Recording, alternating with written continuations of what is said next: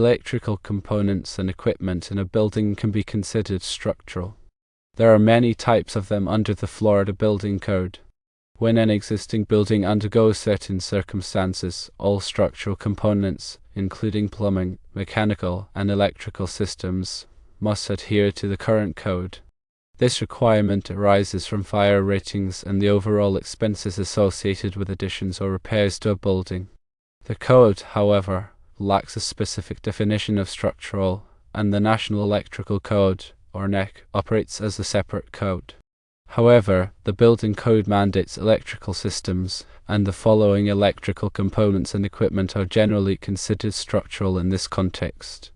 Firstly, electrical raceway systems, which includes conduits, both metallic, non-metallic, and fiber optic, and raceways such as busways, cable trays, and wireways. Secondly, electrical distribution equipment including panel boards, switchboards, circuit breakers, fuses, transformers, and bus ducts.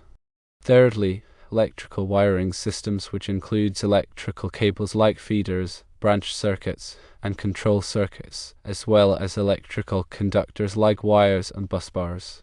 Fourthly, electrical supports and mounting hardware including conduit hangers, raceway supports, panel board enclosures, and transformer supports. Fifthly, grounding and bonding systems, which includes ground rods, grounding conductors, and bonding jumpers.